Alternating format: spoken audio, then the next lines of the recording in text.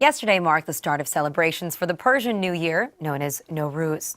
Also, yesterday, President Obama held a press conference with Israeli Prime Minister Benjamin Netanyahu, where he repeated his call for the West to persevere in finding a peaceful resolution to the dispute over Iran's nuclear program. Meanwhile, Iranians celebrating Nowruz this year are doing so under the tough economic sanctions imposed by the U.S. and its allies. So how will the situation look different by next year's Persian New Year? Here to discuss from Washington, D.C., we have Reza Marashi, Research Director at the National Iranian American Council. From Urbana, Illinois, Robert Naiman, Policy Director at Just Foreign Policy. And from New York City, Shirin Sadehi, journalist and Mideast specialist. So hello, everyone. Thanks for being here. Hello. Shirin, why don't you start us off? Because I think that probably a lot of people don't know what Nowruz is. So give us a brief explainer if you can.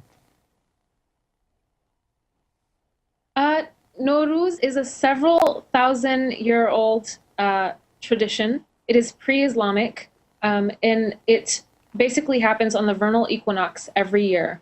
It involves a table setting that we call the half scene, which is a symbolic setting that has 7 things on it that start with the letter S. Therefore, haft, which is 7, and scene, which means S. And it's basically the biggest calendar on the Iranian. It's the biggest event on the Iranian calendar, and it's really, really fun.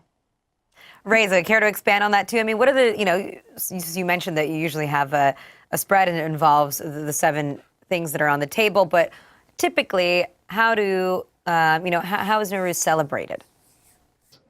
It's celebrated in the company of family and friends. It's all about renewal, rebirth, love, life, and the pursuit of happiness.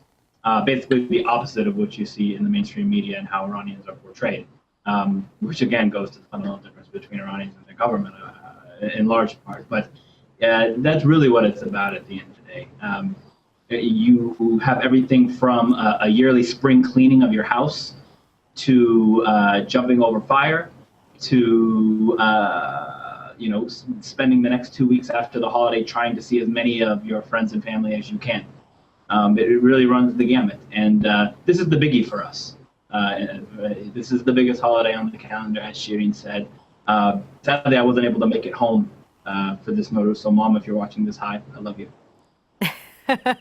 Shout out to Reza's mom there. But, the thing is that is it ever free of politics entirely? The thing is that President Barack Obama, has an annual Nowruz video that he releases, and he did release his yesterday. And, you see the same thing coming out from Iranian leaders. And so I'm just curious, when you see this address, or, if either one of you could comment on what it is that President Obama said too, what do people really look forward to? Is it just supposed to be a message of saying Happy New Year, or is there always something, political, something else that that it's buried in there? It's a good question. I think really since the beginning of the Islamic Republic in 1979, Iran's leaders have made everything in Iran politicized, not just Nowruz.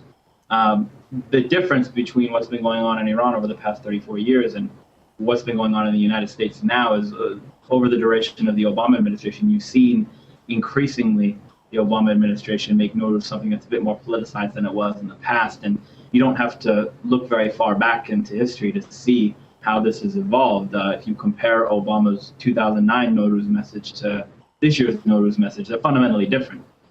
In fact, you can even compare Secretary of State John Kerry's very short, very eloquent, and I thought very well put together Nowruz message to the Iranian people and to Iranian Americans with Obama's speech. And there's just a fundamental difference. I can't remember a previous time in the United States when Iran's nuclear program and the word Nowruz were together in the same speech. And my personal opinion is they should never be.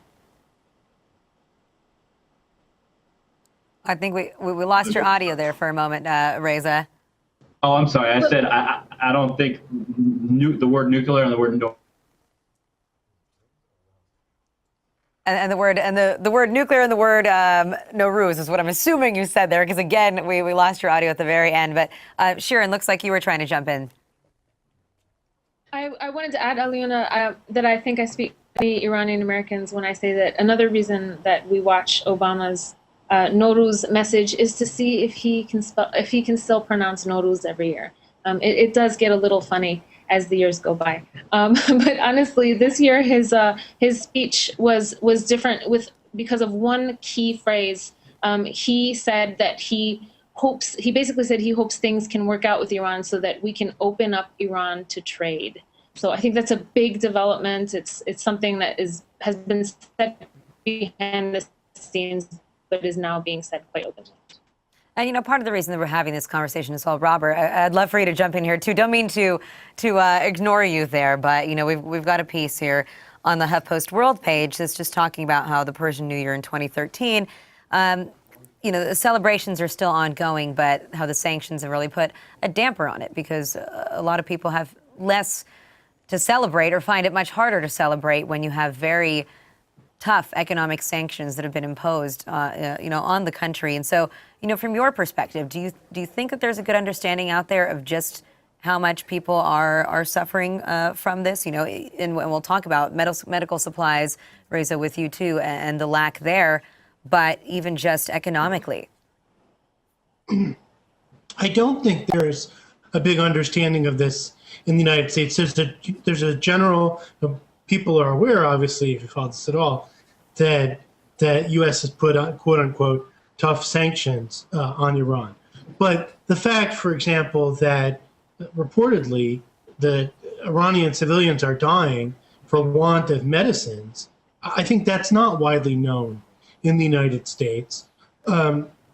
This is a striking fact, given that whatever you think of the sanctions policy generally, all sanctions are supposed to exempt food and medicine. That's a basic tenet of international humanitarian law. And in fact, on paper, the U.S. and multilateral sanctions on Iran are supposed to exempt food and medicine. But they don't in practice because these so-called crippling sanctions that the U.S. and its friends have imposed include broad sanctions on Iran's banking system. And many international banks won't deal with Iranian banks. And if banks won't deal with banks, it's hard to do any kind of commerce. So you have Iranian importers that are trying to buy medicines that are not produced in Iran, and they can't because the European banks or other banks processing the transactions won't take their money. This problem has been known about for a long time, and the U.S. and other Western governments haven't done anything about it. So I think this should trouble Americans more than it does. It's funny now to think back to 2008 when President Obama came in and there was all this talk about smart sanctions. We're going to target the leaders and not the people. That's all totally gone. And the U.S. is now explicitly pursuing a policy which is targeted at the Iranian civilian population. And you look in the press, it's described openly. The point, it's not collateral damage. The point of the policy is to attack the civilian population of Iran in order to turn them against the government and thereby put pressure on the government in order to change its nuclear policy. And the thing is that this is not a new idea. This has been tried before, and it didn't work. It didn't work in Iraq, for example, where it was tried for years, caused tremendous humanitarian suffering. In general, people that have studied this know that what happens is the opposite. You make the civilian population more dependent on the government, and that's what's been happening in Iran now. So I think this should trouble us, both from a humanitarian point of view, because the United States is violating international law, and there isn't any particular reason to believe that from a point of view of efficacy at any announced goal, that this policy is going to lead to a resolution of the dispute over Iran's nuclear program. I think what's going to lead to a resolution is serious negotiations with willingness to compromise on both sides, not more sanctions. And what you hit on there, too, is this word humanitarian assistance, relief, intervention. The word humanitarian, I think, often gets so lost when we talk about a lot of the political dealings these days. And we were just discussing Syria yesterday. And, as you start hearing members of Congress on Capitol Hill talk about possible limited military action that the United States can take is if you really care about the 70,000 people that have died in Syria over the last 2.5 years. Are you talking about military action, or are you talking about what people might need?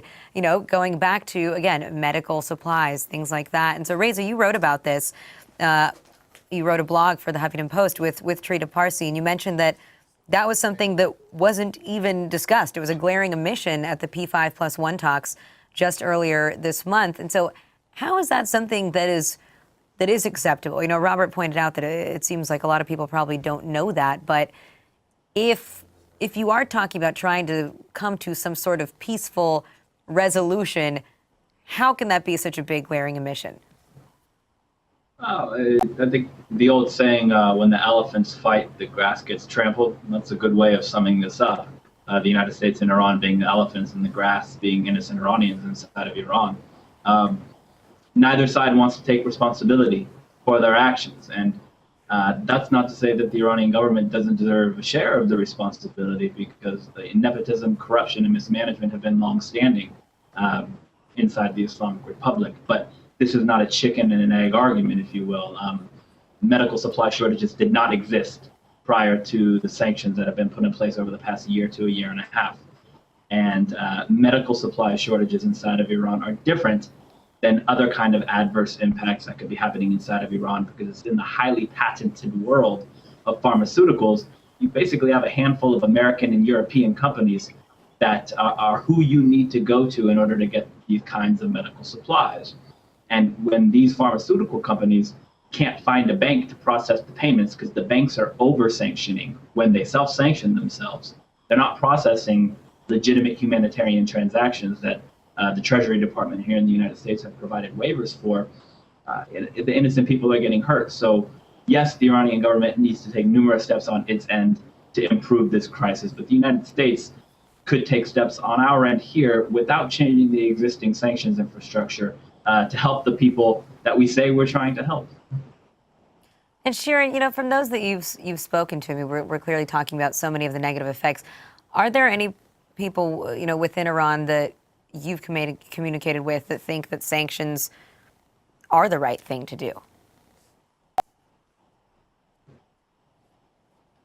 I think that it's well known that there are segments of Iranian society that aren't having too bad of a time with the sanctions. I mean, they're actually profiting from them. Some of those are obviously business people. Because of the sanctions, they can sell things for prices that they normally couldn't sell them for. There's a lot of people in the Bazari community, which is basically the trade and business community associated with the markets in Iran, that aren't complaining about sanctions. I also want to point out that while the sanctions are horrible and troubling, they are not exactly affecting medicine as Mr. Neyman is saying, although I do appreciate what he's saying.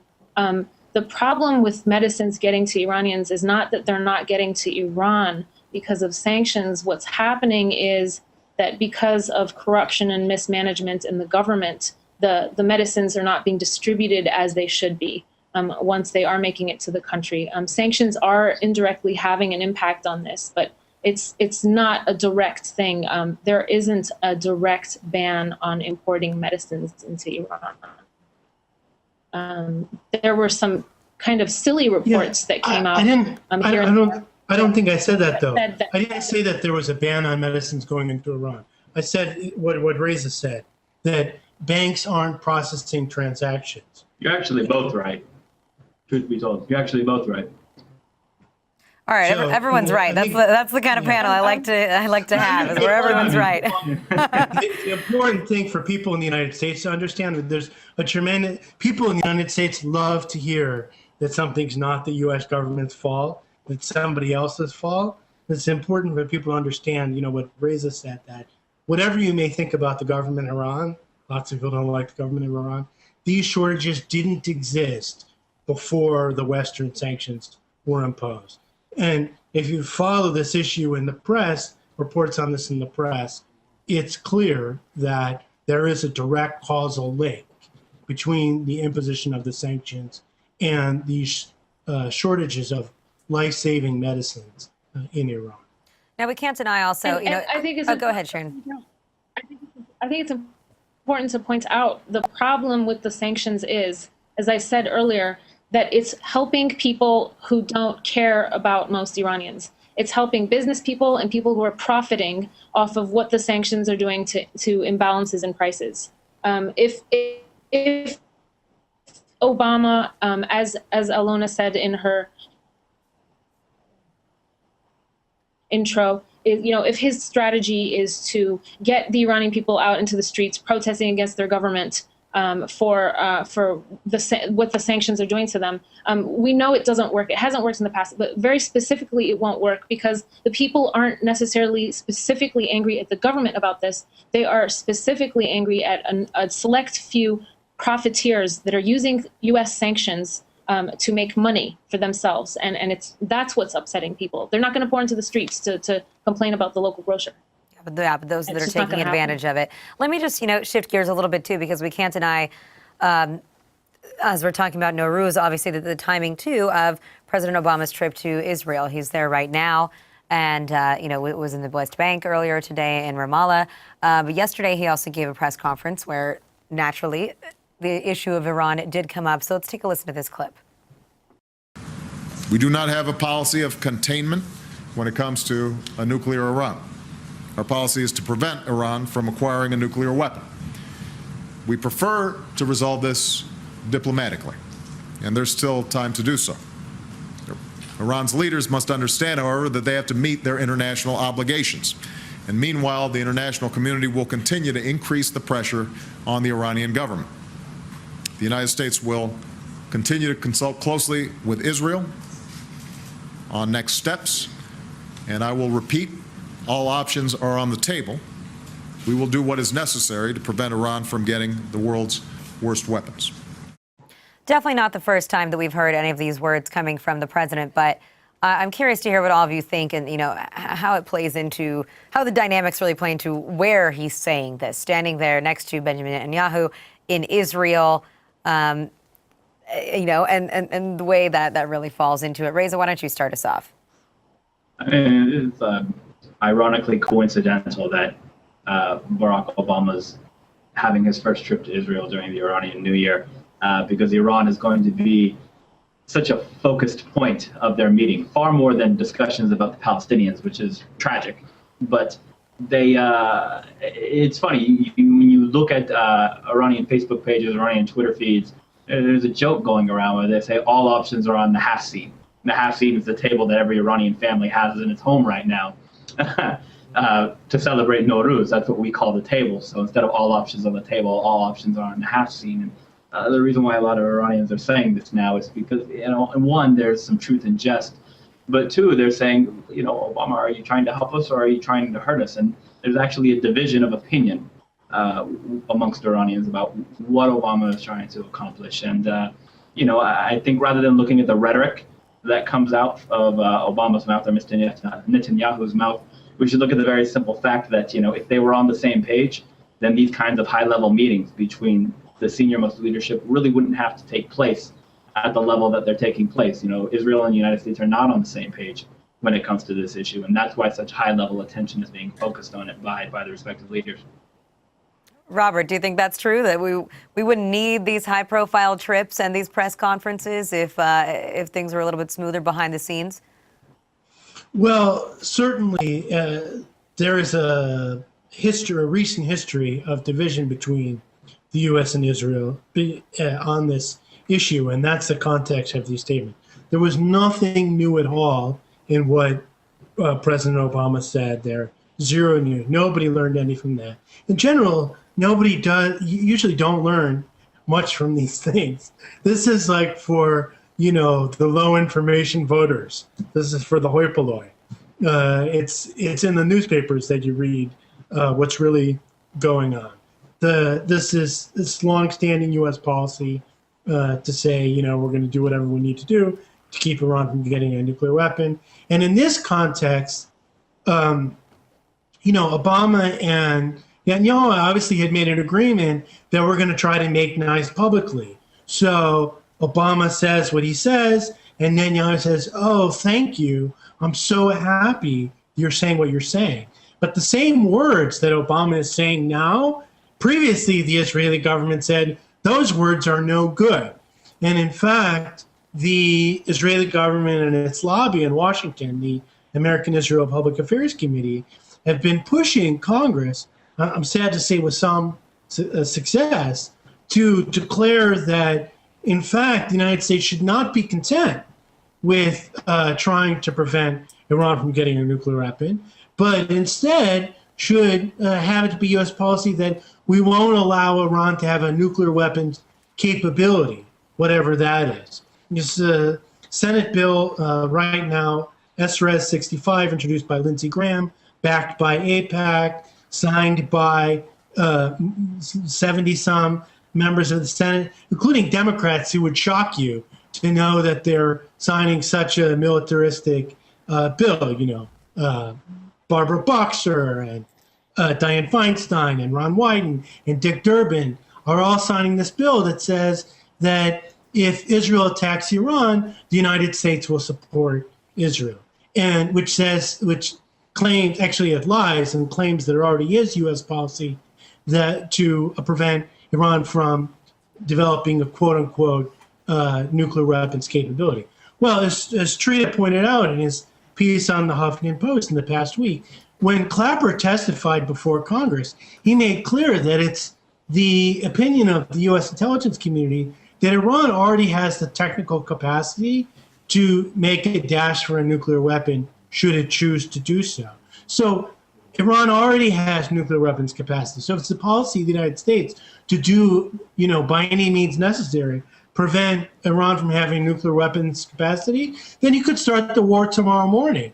And that's why President Obama has resisted the demands of the Israeli government and Netanyahu and the American Israel Public Affairs Committee to try and make this nuclear weapons capacity the red line. So that's what they want. Like, so they're making nice in public, but they haven't gotten the thing that they've demanded, which is for the Obama administration to raise the bar or lower the bar for military conflict. And that's, of course, a scary thing, too. I mean, if you even talk about this resolution going through Congress, anytime you have vague, broad language or even, you know, things such as a red line, why do you need a red line when it has to do with people's lives? You know, when it might be a military conflict that you're talking about, it just seems...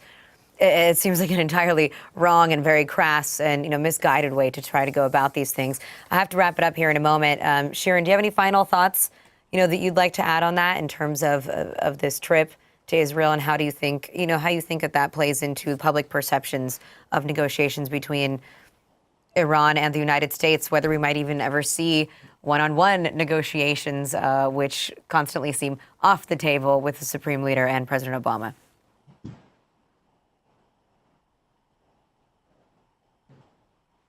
Well, they don't seem quite as off as they did just a couple weeks ago when the Supreme Leader gave his Friday speech, and it sounded like he was totally against it. He said today that he indicated today that he might actually be interested in sitting at the table if a few changes are made. I did want to add really quickly, though, that there was a lot of talk that Obama was going to go to Israel and tame Netanyahu, and that didn't happen because they agreed. But the fact is that it kind of is what happened. Obama was not and has never been as friendly with Israel and specifically with Netanyahu as past U.S. presidents have been. So I'm not sure. I think I have to agree with Robert and Reza that this was not exactly a successful show for Israel this week, particularly because the Supreme Leader of Iran, as I said, also seems to be willing to sit down and have a talk